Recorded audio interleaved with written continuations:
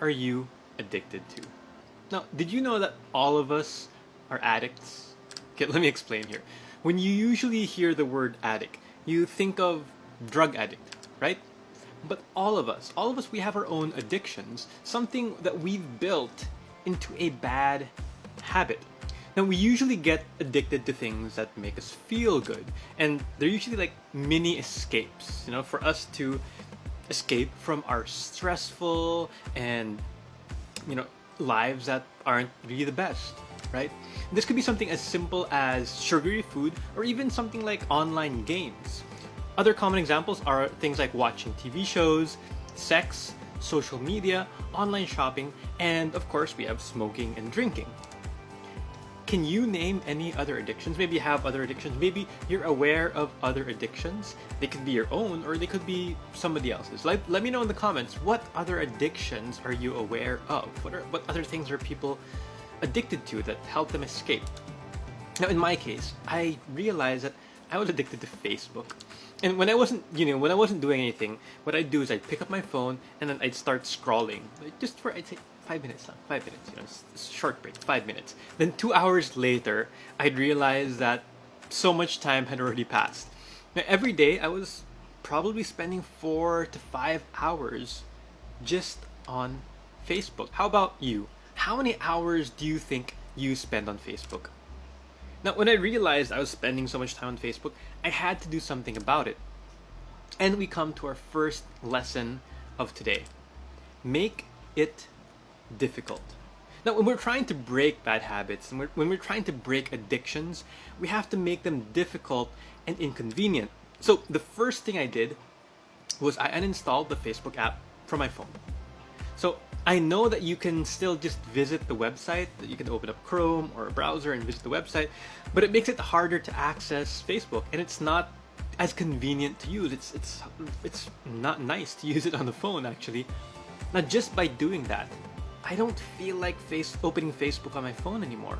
It's a hassle for me. The second thing I did to make it difficult was to install Facebook Newsfeed Eradicator on my computer. So what this did is it's an extension for Chrome or Edge or Firefox, and what it does is that it eliminates the newsfeed so that I wouldn't be distracted when I need to open up my Facebook messages, or sometimes I need to open up work notifications. There is no newsfeed. It's replaced with a motivational quote instead, so you don't get tempted to scroll. It's impossible to scroll the newsfeed on my computer, really. When I open Facebook, I cannot scroll the newsfeed at all. So now, in order for me to scroll through my newsfeed, if I want to check Facebook, I have to open up the website on my phone browser, which is very inconvenient. I made it difficult, but what it did is it brought my usage from around 4 hours a day to 1 hour a day. I think now it's even less than 1 hour a day that I scroll through Facebook. Another bad habit that I broke with the same strategy was eating junk foods. Now, I just never almost buy junk foods. So it's difficult. Like, if I feel like I want to eat junk foods, I'd have to go to the store first. I have to go down, go to the store, pay, come back up, and then eat junk food. So it's really difficult for me to do so. Okay, the second tip, the second lesson, and the second thing to do to stop your addictions and bad habits is to break the cycle.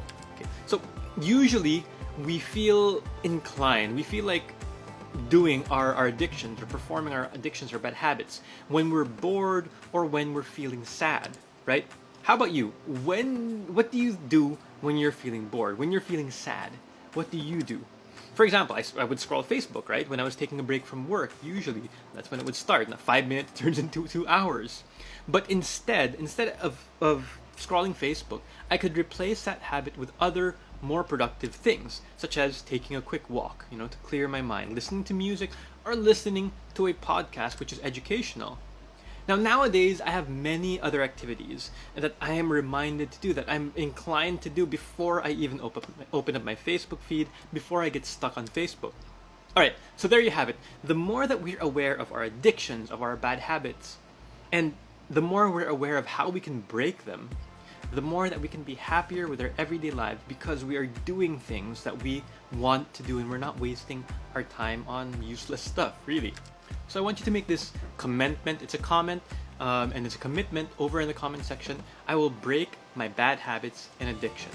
And if this resonated with you, and if you know some people who this can help, please share this with them. You can hit that share button, or if you're listening to the podcast, you can share with them the podcast. Some reminders for the rest of the week.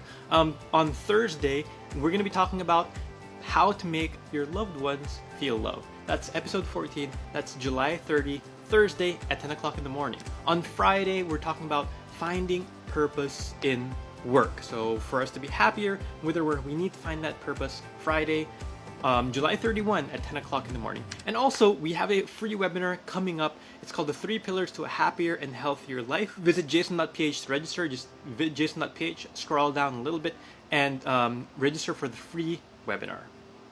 Okay, I hope this was helpful for you, and I'm going to see you in our next episode on Thursday.